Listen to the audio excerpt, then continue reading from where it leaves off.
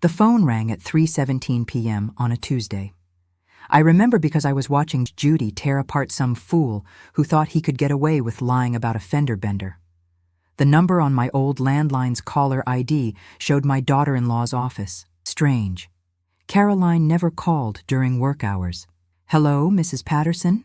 Her voice had that artificial sweetness she used when she wanted something. "I'm calling from Hartford Real Estate. We need to discuss some urgent paperwork regarding your property." My tea went cold in my hands.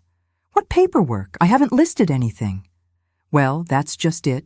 Your son Michael has been handling the details, and we need your signature on a few documents. Could you come in this afternoon? Say, around 4? The way she said Michael's name, like she was reading from a script, made my stomach clench. "What kind of documents?" "Just routine transfer papers. Nothing to worry about." "Michael said you'd understand." Michael said. When had my own son started making decisions about my life without asking me first? "I'll be there," I told her, though every instinct screamed not to go. The drive to Caroline's office took 12 minutes. 12 minutes for 47 years of memories to flood back. 47 years in this house where I'd raised 3 children, nursed my husband through cancer, and somehow managed to keep the mortgage paid even when his construction business nearly folded in R08. The brick colonial on Elm Street wasn't much to look at from the outside, needed new shutters, and the front steps had a crack I kept meaning to fix. But it was mine. Harold and I had scrimped and saved for that down payment, eating store-brand everything for 2 years just to make it happen. Caroline's office sat in one of those glass buildings downtown where everything was too bright and smelled like artificial lemons. The receptionist, barely old enough to drive, directed me to a conference room where Caroline waited with a stack of papers thick as a phone book. "Mrs. Patterson, so good to see you."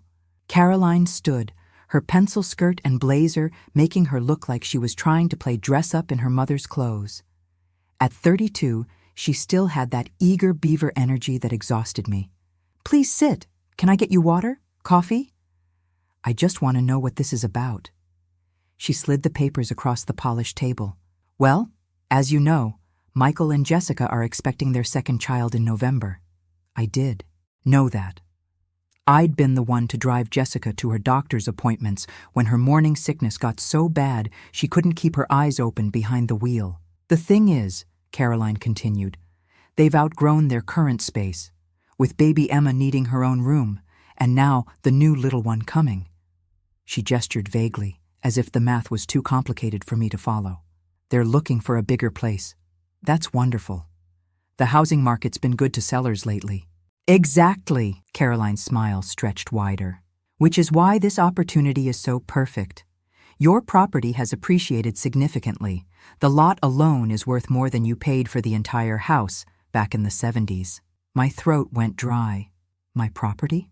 "Michael mentioned you've been thinking about downsizing. All that maintenance, the yard work, the stairs." She shuffled through the papers. "This buyer is offering well above market value. Cash deal, quick closing. You could be in a nice little condo by Christmas." I never said anything about selling. Caroline's pen clicked against the table. "Well, Michael said." "Michael said what, exactly?" The clicking stopped. "That you'd discussed it, that you wanted to help them get into a bigger place, but you couldn't afford to just give them the down payment." The words hit me like a slap. I'd never had that conversation. Not with Michael, not with anyone. "He said you were worried about being a burden. You know, as you get older. This way, you'd have the proceeds from the sale to pay for assisted living when the time comes, and they'd have their dream house." Assisted living, dream house. The phrases buzzed in my ears like wasps. "How much?" My voice came out hoarse. $1.4 million. Can you imagine? For a house you paid $37,000 for? She said it like I should be grateful. Like I should be dancing with joy that strangers were willing to pay me money for the privilege of erasing my life. "Where are these documents from?" Caroline's smile flickered. "I'm sorry? These papers. Who drew them up?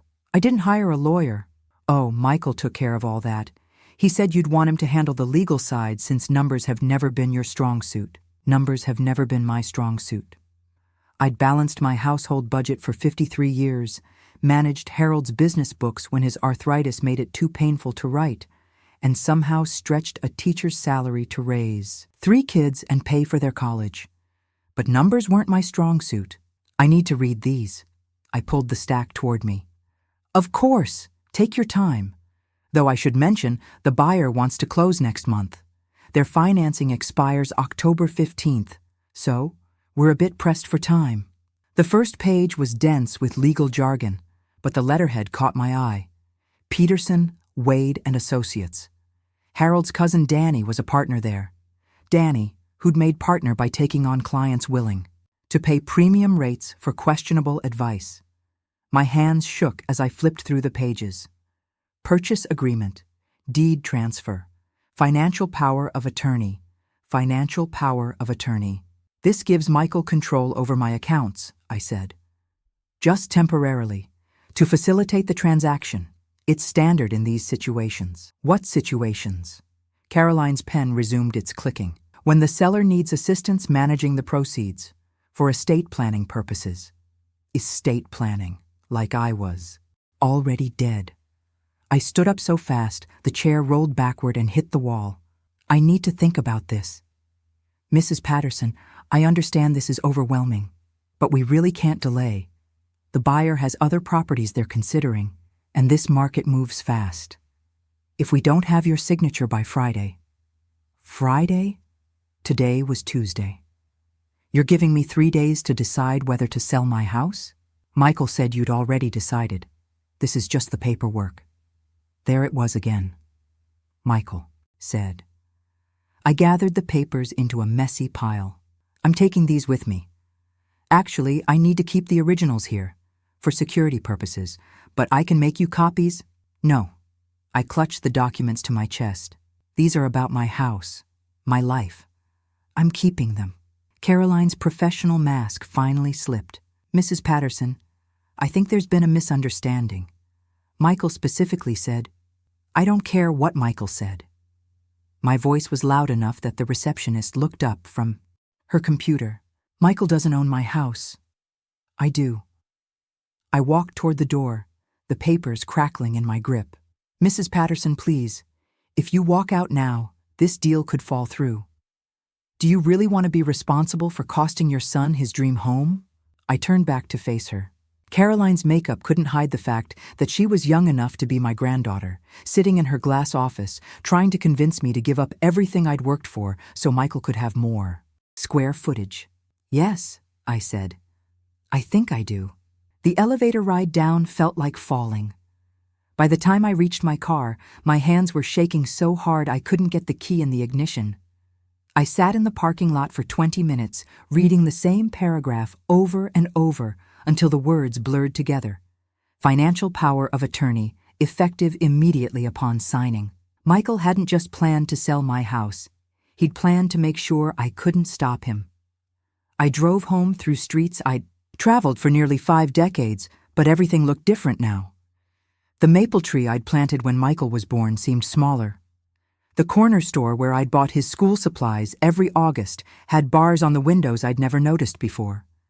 Even my own driveway felt foreign as I pulled up to the house that might not be mine much longer. Michael's truck was already there. He sat on my front porch steps, checking his phone, still wearing his work clothes, paint-stained jeans and a faded Red Sox t-shirt. At 38, he looked more like Harold every day, especially when he was trying to avoid eye contact. Hey, Mom. He didn't look up from his screen. Caroline called. Said you seemed upset about the paperwork. Upset. I turned off the engine and sat for a moment, watching him through the windshield. That's what she called it? Look, I know it's a lot to process, but this is good news. You're about to become a millionaire. I got out of the car, clutching the papers Caroline had tried to keep from me. When exactly did we discuss selling my house? Michael finally looked up. His eyes, Harold's eyes, couldn't quite meet mine. We've talked about it. No, Michael, we haven't. Mom, come on. You've mentioned the upkeep getting harder, the heating bills, that leak in the basement that keeps coming back. The leak I'd mentioned once 3 months ago when he'd stopped by to borrow my hedge trimmer. I'd fixed it myself with a YouTube tutorial and a $15 part from Home Depot. Mentioning a leak isn't the same as asking you to sell my house. It's not just about the leak. He stood up, hands in his pockets. Jess and I have been talking about our future. The kids' future. This neighborhood is getting better every year. Property values are through the roof. If we wait too long. The word came out sharper than I'd intended. Michael flinched. You know what I mean. No, I don't think I do. I walked past him to unlock my front door. Explain to me how my house became part of your future. He followed me inside, his work boots heavy on the hardwood floors I'd refinished myself 2 summers ago. Mom, be realistic. You're 71 years old. This place is too big for one person. Too much work. Too many stairs. I set the papers down on my kitchen table. The same oak table where he'd done his homework, where I'd helped him practice his times tables, where I'd signed his permission slips and graduation cards and marriage license. I walk up these stairs every night, Michael. I've been doing it for 47 years. But for how much longer? What happens when you fall? What happens when you can't drive anymore? What happens when I die? The question hung between us like smoke. Michael's face went red. That's not what I meant, isn't it? I pulled out a chair and sat down. You've got this all figured out. Sell my house, put me in assisted living, use the money to buy your dream home. What happens to the leftover cash when I'm gone? Does that become part of your future too? Jesus, Mom, you make it sound like I'm trying to steal from you. Aren't you? The words came out before I could stop them. Michael's face went from red to white. I can't believe you just said that. I can't believe you went to a real estate agent without telling me. I spread the papers across the table. Financial power of attorney, Michael? Really? That's just to make things easier, so you don't have to worry. About all the details.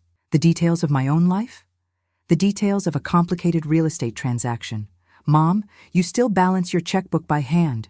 You don't even have internet banking. This stuff is beyond what? My intelligence? My capability? Michael ran his hands through his hair, a gesture I remembered from his teenage years when he'd been caught in a lie. That's not what I said. It's what you meant. I picked up the deed transfer papers. My name was already filled in. At the bottom, waiting for my signature. Above it, in the buyer's section, someone had typed M&J Patterson Family Trust. Who's M&J Patterson? Michael's silence answered me. Michael and Jessica. I set the paper down carefully. You're buying my house from me. It's not like that. Then what is it like? Explain it to me, since I'm apparently too simple to understand. We're buying it at market value, full price. You get all the money. And you get the house. We get a place big enough for our family. You get enough money to live comfortably for the rest of your life. Everyone wins. Except I lose my home. You lose a house that's too big and too expensive to maintain. You gain financial security. I looked around my kitchen.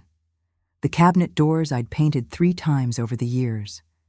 The window over the sink where I'd watched Michael learn to ride his bike in the backyard. The refrigerator covered with photos of Emma, my only grandchild, whose sticky fingerprints were still visible on the lower corners. And where exactly am I supposed to live while you and Jessica enjoy my financial security? There are some nice places, senior communities, assisted living facilities with activities and... You've been looking at facilities? Michael's phone buzzed. He glanced at it automatically, and I saw Jessica's name on the screen. She's wondering how it went, isn't she? Mom, answer me.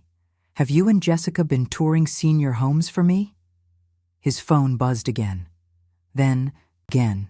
We've looked at a few places, just to get an idea of what's available. Options for when you're ready. When I'm ready. I laughed, but there was no humor in it. Or when you're ready for me to be ready. The phone wouldn't stop buzzing. Finally, Michael answered it. I'm still here. No, she hasn't signed yet. I know. Just give me a minute. He hung up and looked at me with the same expression he'd worn at 8 years old when I'd caught him stealing cookies before dinner. Guilty, but defiant. Jessica's excited about the nursery. She's been planning it for weeks. In my sewing room? In what would be the baby's room? Once we renovate. Once we renovate. It was already decided. I was already gone. Show me, I said. What? Show me these places you've been looking at, these options. Michael's phone buzzed again, but he ignored it this time. Mom, you don't need to see them yet. When you're ready to make a decision, I'm ready now. He stared at me for a long moment, then pulled up something on his phone. This one's really nice. Sunset Manor. They have a pool and organized activities, game nights, bus trips to the casino. He showed me a photo of a beige building with small windows and a parking lot full of wheelchairs. How much? For what? How much does it cost to live there? Well, that depends on the level of care you need. Basic residency is around $3,000 a month. If you need assistance with daily activities, it goes up to maybe $5,000 or $6,000. I did the math in my head. Numbers had never been my strong suit, according to Caroline. But I could multiply well enough to see that even at the lowest rate, I'd burn through $1 million in less than 30 years. And if I live longer than the money lasts? Michael's phone buzzed again. This time, he turned it face down on the table. Let's cross that bridge when we come to it. When we come to it. He'd still be making decisions for me then. I stood up and walked to the window, looking out at the backyard where Harold had built Emma a swing set last summer before his heart attack. The metal was already starting to rust, but Emma loved it anyway. She'd beg me to push her every time they visited, her little legs pumping as she tried to go higher. What happens to Emma?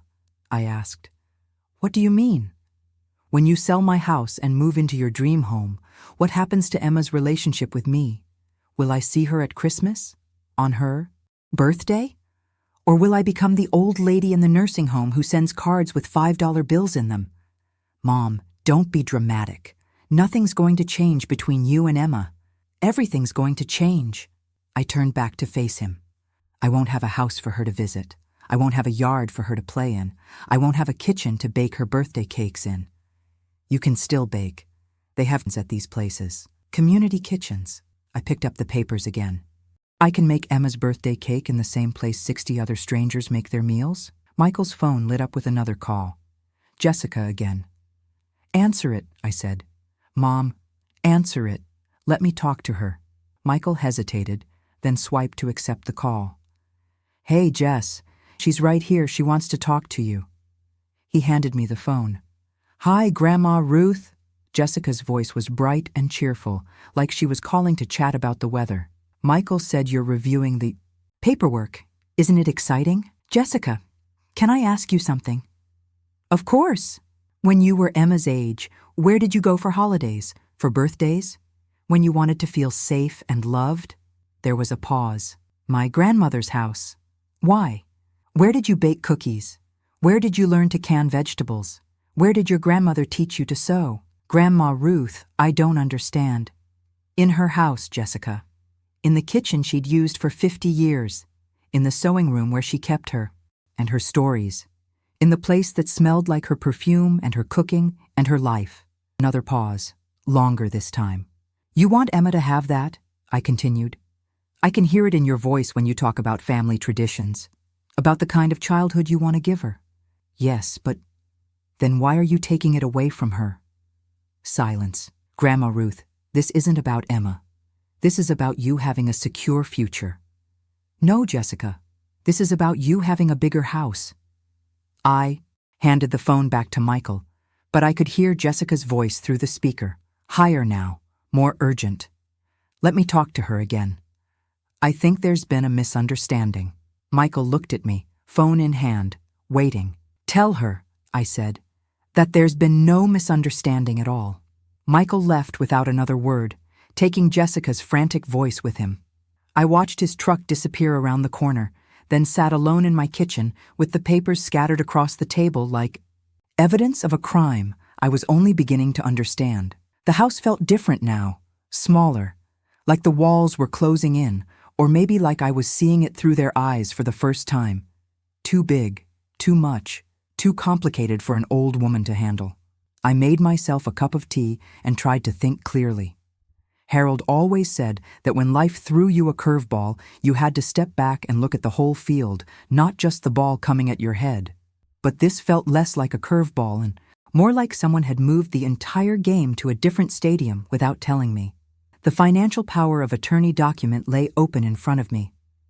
I'd read it 3 times, but the legal language kept twisting around in my brain. Grantor hereby conveys to grantee full authority over all financial decisions, real estate transactions, and estate management.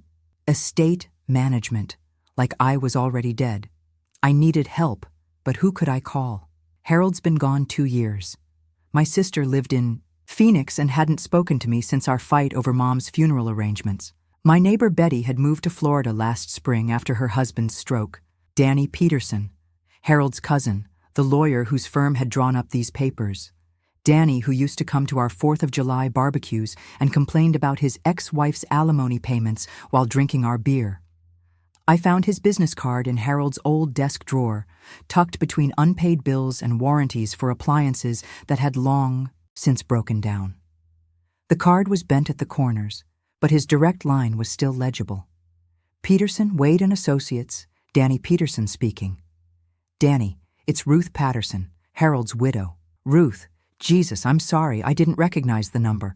How are you holding up? I need to ask you about some documents your firm prepared. The line went quiet for a moment. Documents? For my house, real estate transfer papers, power of attorney. Ah, his voice changed, became more careful. Right. Michael mentioned you might have questions. Michael's been in touch with you. He's been handling the legal arrangements. Ruth, I have to say, I think you're making a smart decision. This market won't stay hot forever, and at your age, Danny, I never asked you to prepare these papers. Another pause. Longer this time. Well, no. Michael reached out on your behalf.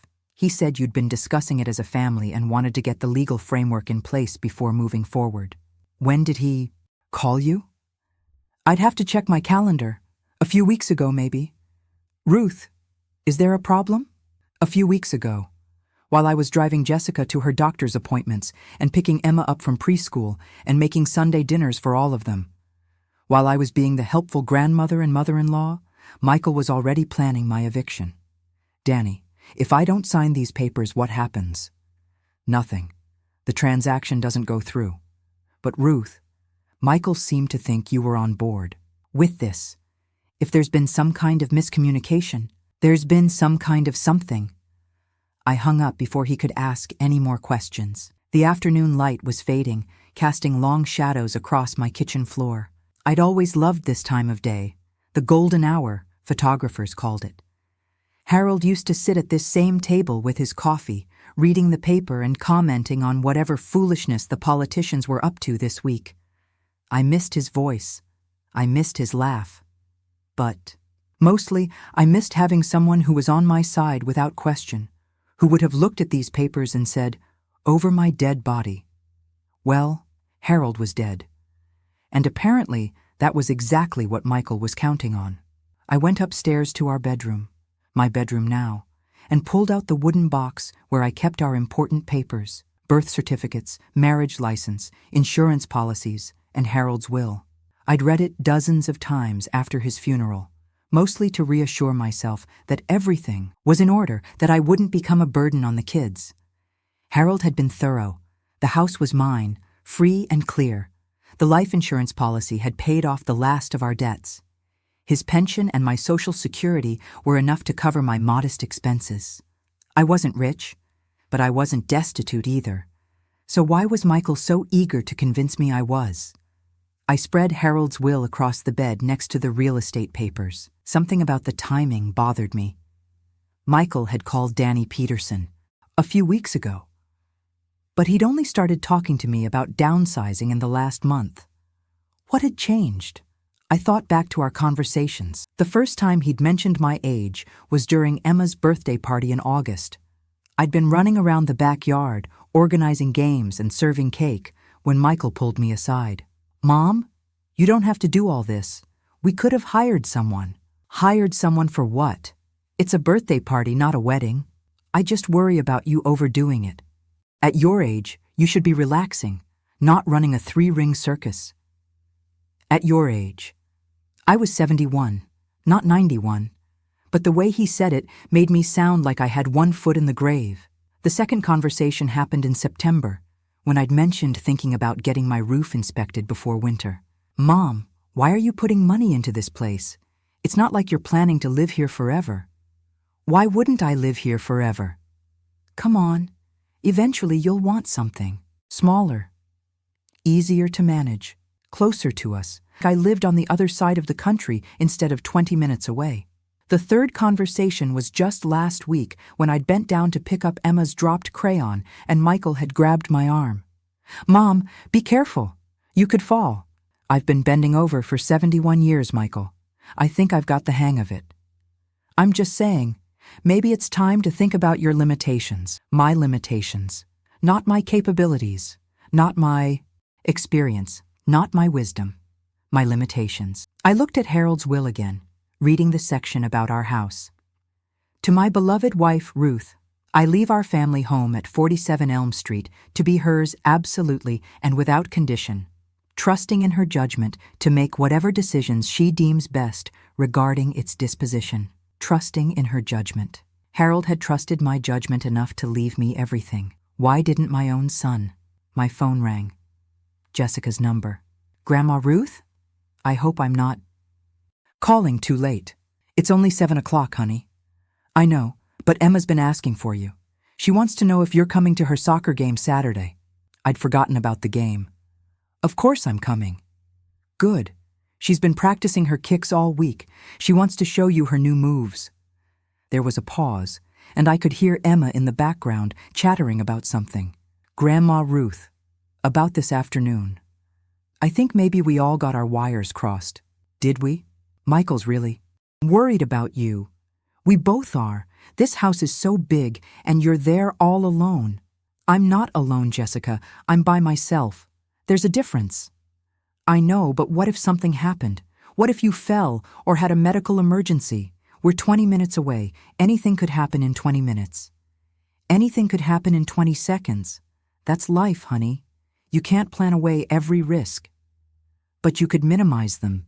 These senior communities have medical staff on site, emergency buttons, prison guards, you mean. Grandma Ruth, that's not fair. Isn't it? You want to lock me up for my own good. We want you to be safe.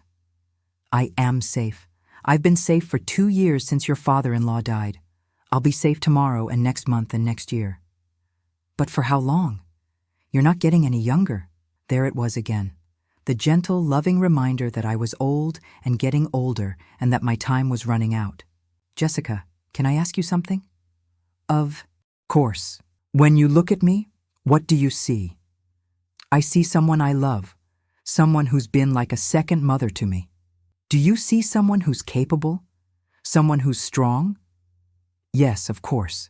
Then why are you treating me like I'm incompetent? The line went quiet, except for Emma's voice in the background, singing some song from a cartoon. We're not treating you like you're incompetent. We're treating you like your family, like someone we want to protect. From what? From making a mistake you'll regret later. From being stubborn about something that could hurt you. What if I'm not being stubborn? What if I'm being smart? Grandma Ruth. What if keeping my house isn't a mistake? What if giving it up would be? I could hear Jessica talking to someone else, her voice muffled like she'd covered the phone with her hand.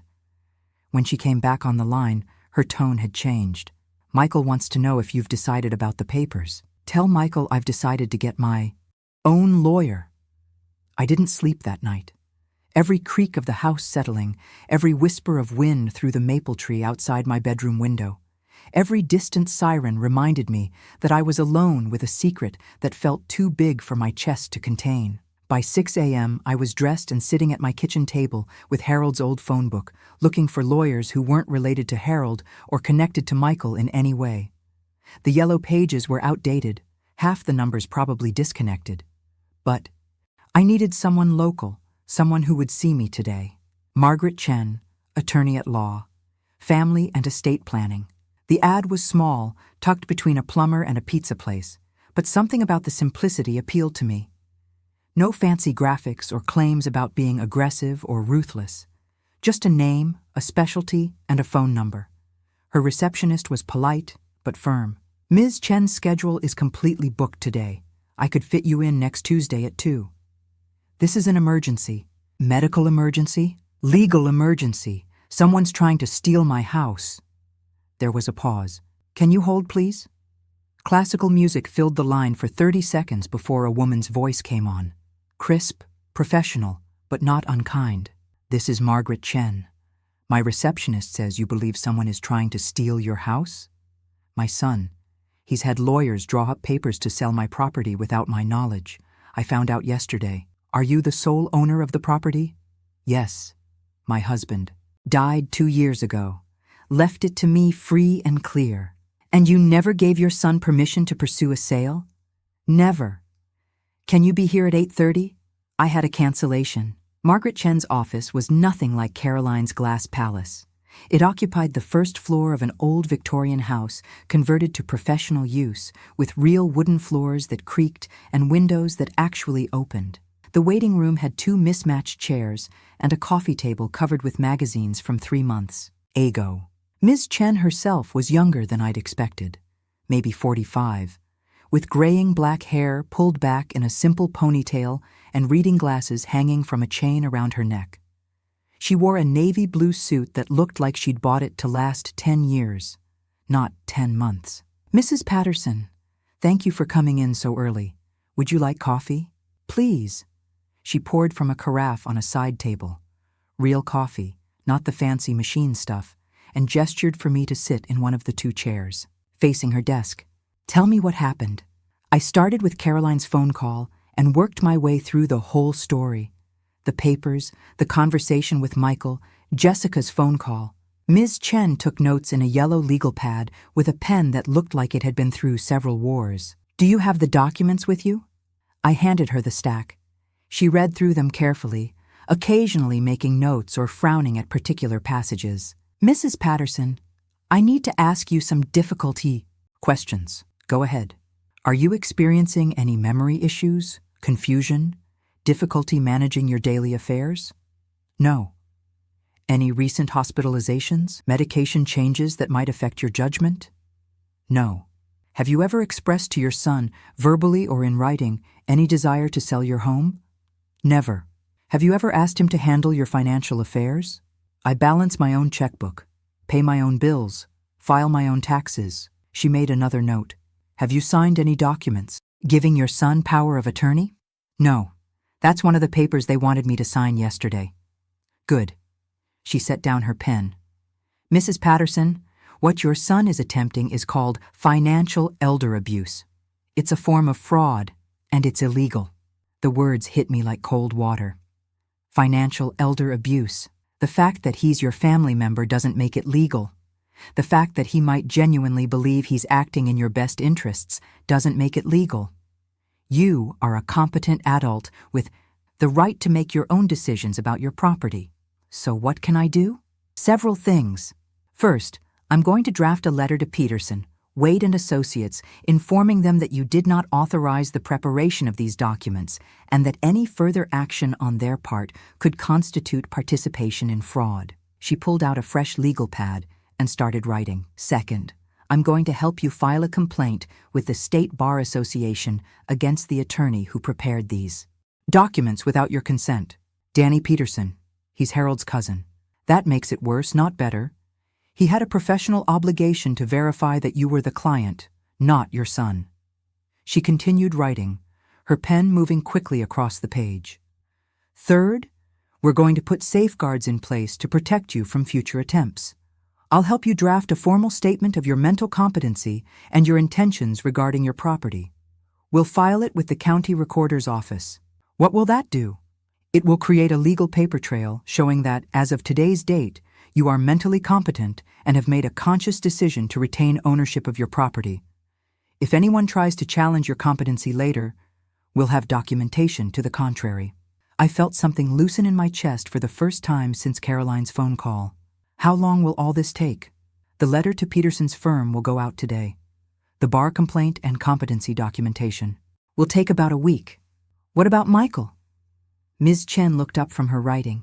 What about him? Do I have to press charges? Or report him to someone? That's entirely up to you. What he has attempted fraud, but it's your choice whether to pursue criminal charges. Criminal charges. Against my own son. I need to think about that part. Of course, but Mrs. Patterson, I want you to understand something. This probably didn't happen overnight. Your son has been planning this for some time. He found lawyers, researched buyers, developed a timeline. This wasn't a spur-of-the-moment decision. She was right, of course. The pieces had been falling into place for months. His comments about my age, his suggestions about downsizing, his sudden interest in my maintenance expenses. How long do you think he's been planning this? Based on these documents, I'd say at least 2 months. Possibly longer. 2 months. Since Emma's birthday party, when he'd first mentioned that I was overdoing it at my age. Ms. Chen, can I ask you something personal? Of course. Do you think I'm too old to live alone? She set down her pen and looked at me directly. Mrs. Patterson, I have clients in their 90s who live independently. I have clients in their 50s who need assistance with daily activities. Age is just a number. Competency is what matters. And do I seem competent to you? You seem more competent than half the people I deal with on a daily basis. You recognized that something was wrong, you sought help, and you're taking steps to protect yourself. That's exactly what a competent person does. I felt tears prick at my eyes, but they weren't sad tears. They were relief tears. What do I owe you? For today, nothing. If you decide to hire me to handle the ongoing legal work, we'll discuss my fees then. But Mrs. Patterson, let me give you some free advice. What's that? Don't let your son isolate you from this process. Don't let him convince you that you're overreacting or that you misunderstood his intentions.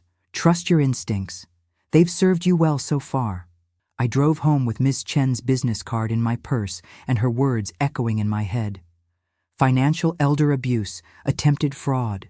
Trust your instincts. My phone was ringing when I walked through the front door. Michael's number.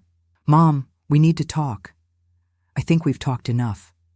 Jessica's upset. Emma's asking why everyone sounds angry. This is affecting our whole family. Good. It should affect your whole family. What you're trying to do affects mine. Mom, please. Just listen for a minute. What if we modified the arrangement? What if you kept a life estate in the house? You could live here as long as you want, and we'd only take ownership when you... Later, when I die. He still couldn't say it. Michael, I went to see a lawyer this morning. The line went quiet. A lawyer? Margaret Chen. She specializes in elder abuse cases. Elder abuse? Mom. Jesus Christ! I'm trying to help you. By lying to me? By forging my signature on documents I never authorized? I never forged your signature. You had Danny Peterson draw up papers as if I'd hired him. You told Caroline I'd already agreed to sell. You researched senior facilities without telling me. You planned my entire future without asking me what I wanted. Because I knew you'd react like this. I knew you'd be stubborn and emotional and refuse to see reason. Stubborn and emotional. Like my perfectly rational desire to keep my home was some kind of character flaw. Michael, I want you to listen to me very carefully. I am not selling my house, not to you, not to anyone else. I am not moving to assisted living. I am not giving you power of attorney. Mom, is that clear? What about when you can't take care of yourself anymore? What about when you need help? When that day comes, if it comes, I'll make my own decisions about how to handle it. But that day is, and I won't let you pretend it is. You're making a mistake. Maybe. But it's my mistake to make. I hung up before he could respond. The house felt different now. Bigger, somehow. Like it had expanded to fit my new understanding of what it meant to me. Not just a place to live, but a symbol of my independence, my competency, my right to decide my own future. I walked through each room, seeing it with fresh eyes. The living room where Harold and I had watched Emma take her first steps. The kitchen where 3 generations of family had gathered for holidays. The sewing room where I'd made Halloween costumes and prom dresses and baby quilts. My phone buzzed with a text message. Jessica's number. Ruth, please reconsider. We love you and want what's best for you. The kids need stability and space to grow. This could benefit everyone. I read it twice, then deleted it without responding. Benefit everyone, as long as everyone didn't include me. 3 days passed before I heard from Michael again. 3 blissfully quiet days where I could drink my morning coffee without wondering who was planning my future behind my back, where I could tend to my garden without calculating its real estate value, where I could simply exist in my own house without justifying my presence there. Margaret Chen had been as good as her word. The letter to Peterson, Wade and Associates went out Friday morning, and by Friday afternoon, Danny Peterson had called to stammer through an apology and assure me that all documents related to my property had been destroyed. The bar complaint would take longer to process, but Ms. Chen seemed confident that Danny's firm would face serious consequences for their sloppiness. On Saturday morning, I was deadheading the roses Harold had planted for our 30th anniversary when I heard Emma's voice calling from the sidewalk. "Grandma Ruth!" She came running up my front walkway in her soccer uniform, grass stains on her knees and joy written across her 6-year-old face. Behind her, Jessica walked more slowly, looking like she hadn't slept well in days. "Grandma, I scored a goal. I kicked it right past the goalie and it went in the net, and Coach Sarah said it was the best kick she'd seen all season." I knelt down to her level, my arthritic knees protesting only slightly. "That's wonderful, sweetheart. I'm so proud of you. Daddy said you were sick and couldn't come to my game. Are you feeling better now?" I looked up at Jessica, who had the grace to blush. "I'm feeling much better, honey. I'm sorry I missed your game." "That's okay. Daddy took a video. Do you want to see?" Before I could answer, she was tugging on my hand, pulling me toward the front steps where Jessica stood holding her phone. "Emma, maybe we shouldn't bother Grandma Ruth right now." "It's no bother," I said firmly. "I'd love to see Emma's goal." We sat on the porch steps, Emma squeezed between Jessica and me, while she narrated the entire video with the enthusiasm only a 6-year-old could muster. The goal really was impressive, a clean kick that sent the ball sailing past a much taller defender and into the corner of the net. "That was amazing, Emma. You've been practicing hard." "Daddy's been teaching me. He says I might be good enough for travel team next year, but it costs a lot of money, and we have to see if we can afford it."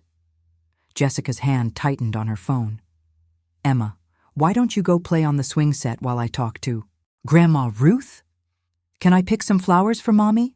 "Of course, sweetheart, just the ones that are already blooming." We watched Emma skip toward the backyard, her ponytail bouncing with each step. When she was out of earshot, Jessica turned to me with an expression I couldn't quite read. "Ruth, I need to tell you something." "I'm listening. Michael doesn't know I'm here. He thinks I took Emma to the playground after her game." She twisted her wedding ring, a nervous habit I'd noticed during her pregnancy with Emma. "We're in trouble, Ruth. Financial trouble. Big trouble." I felt something cold settle in my stomach. "What kind of trouble?" "Michael's construction business. It's not doing well. Hasn't been for over a year. He keeps saying it's temporary, that things will pick up, but—" She gestured helplessly. "We're behind on the mortgage. 3 months. That explained the timing. How far behind on everything else? Car payments, credit cards, Emma's preschool tuition." Her voice cracked. "We got a foreclosure notice last week." I reached over and took her hand.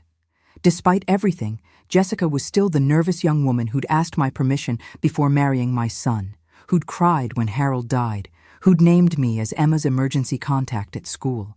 "Why didn't you tell me?" "Michael made me promise not to. He's so proud, you know. He keeps saying he can fix it himself, that he just needs one big contract to come through." "Is that why?" "He wanted to buy my house?" Jessica nodded, tears starting to spill down her cheeks. "He said if we could get the down payment from buying your house at a discount, we could qualify for a bigger mortgage, move into your place, sell our house to pay off the debts." "At a discount?" "He was going to offer you $800,000. Still a lot of money, but $600,000 less than the property was worth." $600,000 they were planning to steal from me to solve their problems. Jessica, what happens if they foreclose? We lose everything. The house, probably the business. We'd have to move in with my parents in Ohio until Michael can find work. I understood now why Emma's travel team had become contingent on affordability. Why Jessica looked like she'd aged 5 years in the past month. Why Michael had been so desperate to present this as a done deal. How long do you have? The foreclosure sale is scheduled for October 15th, 2 weeks. The same date Caroline had mentioned for the buyer's financing deadline. It hadn't been a coincidence. Jessica, look at me. She raised her tear-stained face. Why are you telling me this now? Because what we were going to do to you was wrong. Michael keeps saying you'd be happier in a nice facility, that you'd make friends and have activities, but I know you don't want that. I can see it in your face every time he mentions it. Emma's laughter drifted from the backyard, where she was apparently having a conversation with Harold's old tomato plants. And because Emma adores you, the way you adore her, if we move to Ohio, she loses that. We all lose that. I squeezed her hand. What does Michael think is going to happen when I don't sign the papers? He's hoping you'll change your mind. He thinks if he gives you time to think about it rationally, you'll realize it makes sense for everyone. And if I don't change my mind? Jessica's face crumpled. I don't know. He's getting desperate. Ruth.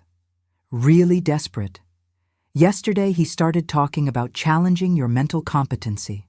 The words hit me like a physical blow. What? He found some article online about how families can petition the court when elderly relatives aren't making sound financial decisions. He thinks if he can prove you're not thinking clearly, he can have me declared incompetent and take control anyway. I told him it was wrong. I told him you're sharper than most people half your age. But he's scared. Ruth, we're both scared. I stood up and walked to the porch railing, looking out at the street where Harold and I had taken evening walks for 30 years, where we'd taught Michael to ride his bike and later to drive a car, where Emma had taken her first solo trip on her scooter just last month. Jessica, can I ask you something?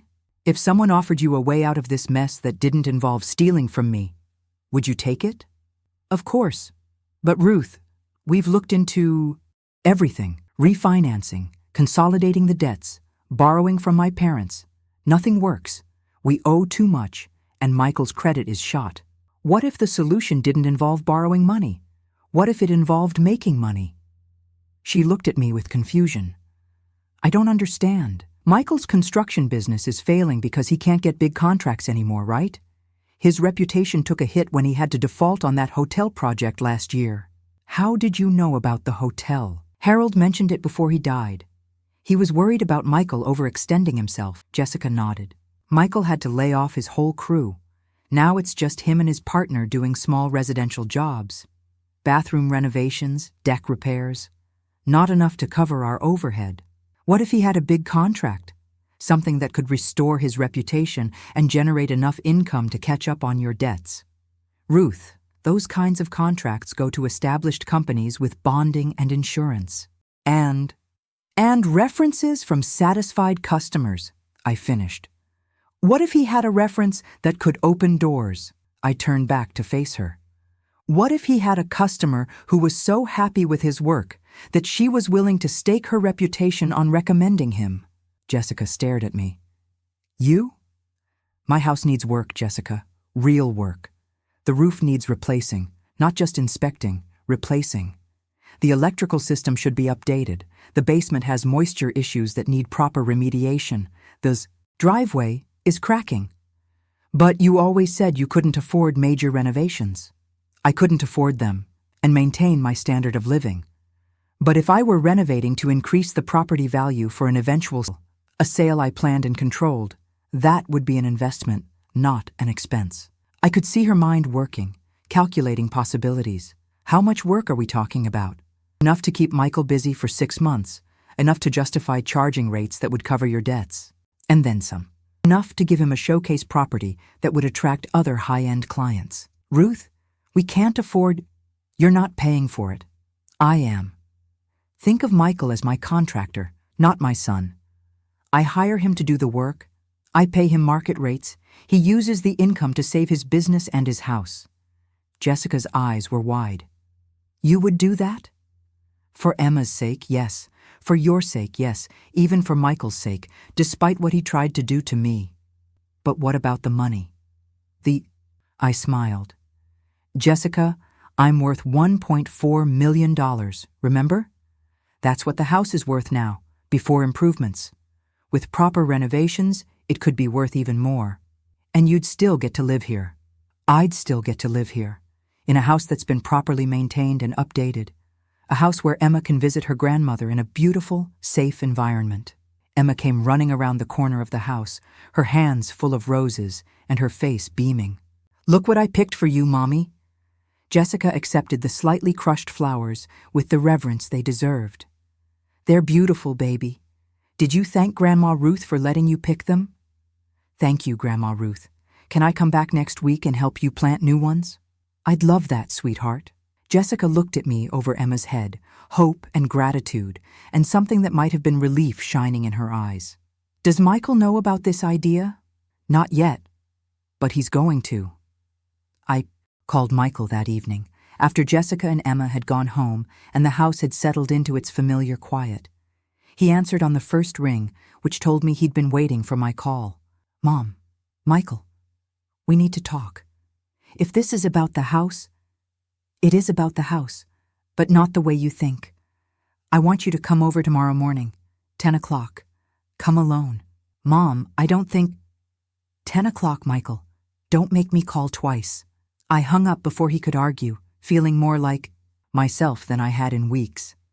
Harold used to say I had a spine of steel when I needed it. Maybe it was time to prove him right. I spent the evening making lists, renovation priorities, cost estimates, timeline projections.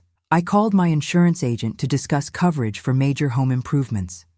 I researched local permit requirements and contractor licensing regulations. By the time I went to bed, I had a folder full of notes and a plan that would either save my family or expose just how far Michael was willing to go to get what he wanted. He arrived at exactly 10 o'clock, looking like he'd aged a decade since our last conversation. Dark circles under his eyes, stubble he'd forgotten to shave, clothes that looked like he'd slept in them. The desperate man Jessica had described was written all over his face. Coffee? I offered, as if this were a social visit. No, thanks. Mom, listen, I've been thinking about what you said, about getting your own lawyer and everything. Maybe we're moving too fast. Sit down, Michael. He perched on the edge of the couch like he might need to make a quick escape. I took Harold's old recliner, the position of authority in our family, for as long as I could remember.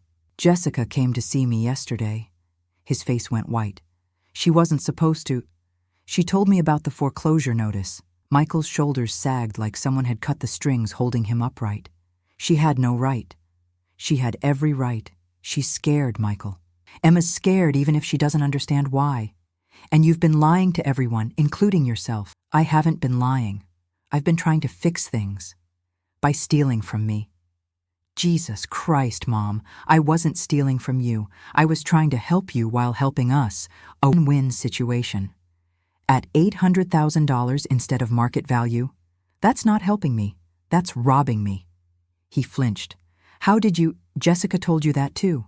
Jessica told me a lot of things.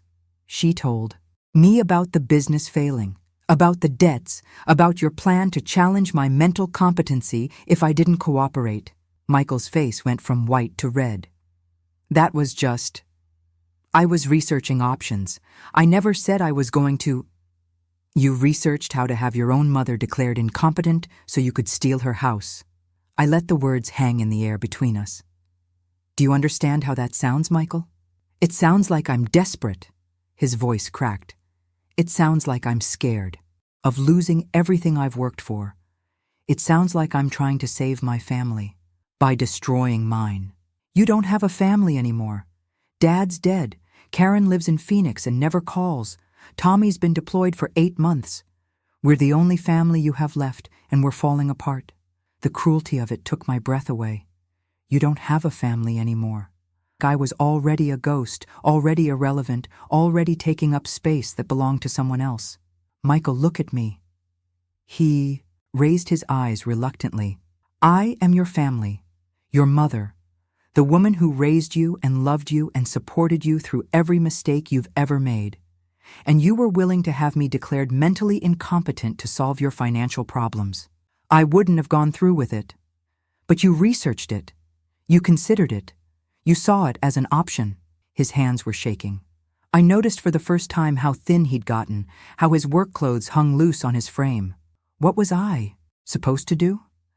Let my family lose everything because I was too proud to ask for help? You were supposed to ask for help, actually ask, not scheme and manipulate and lie. You would have said no.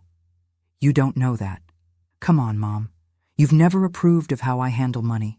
You and Dad always thought I was too ambitious, took too many risks. We thought you were talented and hardworking and sometimes reckless. That's not the same as disapproving. Michael stood up and walked to the window, looking out at the yard where he'd played as a child. I used to be good at this. The business, I mean. I had 20 guys working for me. We did that whole office complex on Route 9, the elementary school expansion in Westfield. People called me when they wanted quality work. What happened? I got greedy. That hotel project, it was supposed to be my big break. Government contract, union wages, enough profit to expand into commercial development. But the specs were wrong. The timeline was impossible. And the general contractor was skimming money from day one. He turned back to face me. By the time I realized how bad it was, I'd already borrowed against everything. The house, the business equipment, even Emma's college fund. I thought I could make it work if I just pushed harder, worked longer hours, cut more corners.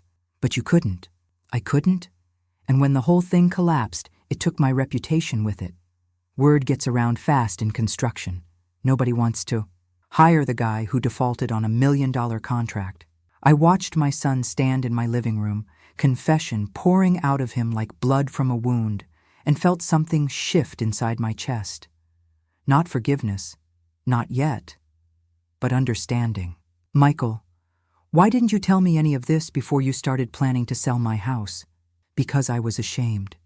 Because I was supposed to be the one taking care of you now, not the other way around.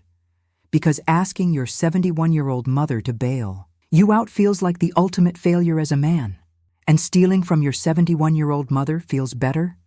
He winced. When you put it like that, how else should I put it? Michael sat back down, his head in his hands. I don't know. I don't know anything anymore. I used to have answers, plans, confidence. Now I can't even pay my kids' preschool tuition. I reached for the folder I'd prepared the night before. What if I told you there was another way? What do you mean? What? If there was a way to save your house, rebuild your business, and restore your reputation without selling mine? He looked up, suspicious hope flickering in his eyes. I'm listening. I opened the folder and spread the papers across the coffee table between us. My house needs work, Michael. Real work. The roof, the electrical, the basement, the driveway. Probably $100,000 worth of improvements. Mom, I can't afford. You're not paying for it. I'm hiring you as my contractor. Michael stared at the papers. My research, my estimates, my timeline. You want to hire me? I want to hire the best contractor I can find to renovate my house. If that contractor happens to be my son, then my son gets paid market rates for quality work. Market rates for this much work. He was calculating, hope and disbelief warring on his face. That could be $60,000, $70,000 in labor alone, plus materials, plus a reasonable profit margin. Call it 100, and 20,000 total. That would cover our mortgage payments for a year. Maybe more. It would give you breathing room, time to market yourself properly, to rebuild your client base, to take on projects you can actually finish successfully. And you'd still get to keep your house. I'd get to keep my house, improved, updated, and more valuable than before.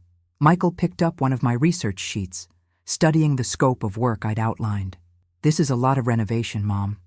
6 months, maybe 8. There'd be noise, dust, disruption. I've lived through worse. What if I screw it up? What if I'm not good enough anymore?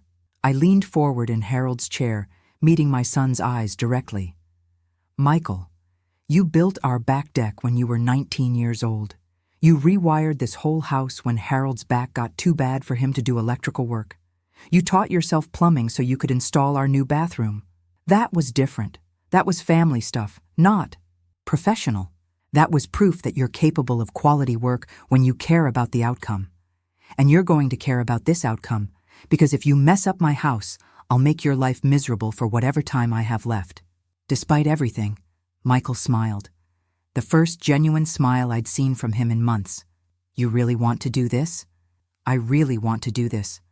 But Michael, there are conditions. His smile faded slightly. What conditions? First, this is a business arrangement. You give me estimates, timelines, and progress reports just like you would any other client. No family shortcuts, no good enough for mom work. Okay, second, no more lies. About money, about the business, about your plans for my future. If you're in trouble, you tell me. If you need help, you ask for it. Third, no more treating me like I'm incompetent. I'm your client now, which means you respect my decisions about my property. I can do that. I closed the folder and looked at my son. Really looked at him, maybe for the first time in months. Underneath the desperation and the exhaustion, I could see the boy who'd built me a birdhouse for Mother's Day when he was 12. The teenager who'd painted my bedroom as a surprise while Harold and I were on vacation. The young man who'd cried at Harold's funeral and promised to take care of me. Michael, I need you to understand something. What? This isn't charity. This isn't me bailing you out because I feel sorry for you. This is me investing in my property and hiring the contractor I trust most to do the work. Even after what I tried to do? Especially after what you tried to do. Because now I know exactly how desperate you were. Which means I know exactly how hard you'll work to prove yourself. Michael was quiet for a long moment, studying his hands. When he looked up again, his eyes were bright with tears he was trying not to shed. Thank you. Don't thank me yet. Thank me when you've finished the job and saved your house and rebuilt your reputation. What if I can't? What if I'm not good enough to pull this off? I stood up and walked over to where he sat, placing my hand on his shoulder the way I had when he was small and afraid of monsters under his bed. Then we'll figure out what comes next. Together. As a real family? The only kind that matters. 6 months later, I was sitting on my newly rebuilt front porch, watching Emma chase butterflies through the garden we'd replanted together when Margaret Chen's car pulled into my freshly paved driveway. Mrs. Patterson, she climbed out, briefcase in hand, admiring the transformation of my property. The house looks incredible. Michael does good work when he puts his mind to it. And he had. The new roof gleamed slate gray in the afternoon sun. The windows sparkled with fresh trim and updated weather stripping. The front porch, rebuilt from the foundation up, stretched wider than before, with room for the rocking chairs Harold had always wanted but never got around to buying. I have news about the bar complaint, Margaret said, settling into the chair beside me. Danny Peterson? Disbarred, effective immediately. The state board found that he'd participated in multiple instances of financial elder abuse. Not just yours. Apparently, your case opened a whole investigation. I felt a quiet satisfaction, nothing dramatic or vengeful, just the simple pleasure of knowing that other families wouldn't face what I had faced. What about his firm? Peterson, Wade and Associates is being dissolved. The other partners claim they had no knowledge of Danny's practices, but they're facing civil lawsuits from at least 6 other families. Emma came running up the porch steps, her cheeks flushed and her hands dirty from the garden. Grandma Ruth, can I water the tomatoes? Of course, sweetheart. Use the green watering can, not the big one. She skipped off toward the backyard, where Michael was installing the new garden shed he'd built from scratch. His construction business had not only survived, but thrived. The renovation of my house had become his showcase property, leading to 3 major residential contracts and a small commercial project that would keep him busy through the winter. She's beautiful, Margaret observed. She's the reason for all of this, really. I couldn't let them take her away to Ohio. And Michael, how are things between you two? I considered the question. 3 weeks ago, Michael had brought me his business books and asked for advice on managing the cash flow from his new contracts. Last weekend, he'd shown up with groceries and cooked Sunday dinner for the whole family, something he hadn't done since Harold died. This morning, he'd called to ask if I wanted him to winterize my new porch furniture. Different, I said finally. Better, more honest. Jessica appeared around the corner of the house, carrying a pitcher of lemonade and wearing work clothes that were actually dirty from work, not just styled to look that way. She'd been helping with the landscaping, discovering a talent for garden design that had surprised everyone, including herself. "Margaret, so good to see you again." Jessica set the pitcher on the small table between our chairs. "Ruth's been telling us about your other cases. It sounds like you've been busy." "Unfortunately, yes. Financial elder abuse is more common than people realize. I never would have believed it before," Jessica said quietly, "that families could do that to each other. Desperation makes people do things they never thought they'd consider," Margaret replied diplomatically. I watched Jessica pour 3 glasses of lemonade, noting how she moved with more confidence now, how the constant worry lines around her eyes had faded. They'd saved their house with a month to spare. Emma would start at a better preschool in the fall, one with an actual art program and playground, equipment that wasn't held together with duct tape. Most importantly, they could sleep at night without wondering which bill collector would call in the morning. "Mrs. Patterson, there's something else I wanted to discuss with you." "Oh?" Margaret reached into her briefcase and pulled out a thick folder. "I've been working with several other attorneys on a new initiative. We're proposing legislation that would require lawyers to verify their client's identity and consent before preparing any documents related to property transfers. Preventing what happened to me from happening to others?" "Exactly. We're calling it the Ruth Patterson Act." I nearly choked on my lemonade. "You want to name a law after me?" You'd be surprised how often these cases involve family members who assume they know what's best for their elderly relatives. Your situation was textbook. Loving family, genuine financial crisis, rationalized betrayal. If we can prevent even a few families from going through what— Emma came running back around the house, the empty watering can swinging from her hand. "Daddy says the shed is almost finished. He wants to know if you want to see it before he puts the door on." "I'd love to see it." I stood up, my knees protesting only slightly. The physical therapy Michael had insisted on, and paid for, had helped more than I'd expected. We walked around to the backyard, where Michael was fitting hinges onto a handcrafted door made from cedar boards he'd milled himself. The shed was beautiful, styled to match the house's Victorian architecture, with decorative trim and small windows that actually opened. "What do you think, Mom?" "I think Harold would be proud." Michael's face lit up with a smile that reminded me so strongly of his father that my breath caught. "You really think so?" "I know so." Emma tugged on my hand. "Grandma Ruth, Daddy says next spring we can build me a playhouse, a real one with electricity and everything. In my backyard, if that's okay with you. Daddy says it would increase your property value." I laughed, the sound echoing across the yard where 3 generations of my family were learning to trust each other again. "I think that would be perfect." As the sun set behind the maple tree I'd planted when Michael was born, I sat on my new porch with my son and his family, listening to Emma chatter about her plans for the playhouse, while Margaret Chen finished her lemonade and made notes about the legislation that would bear my name.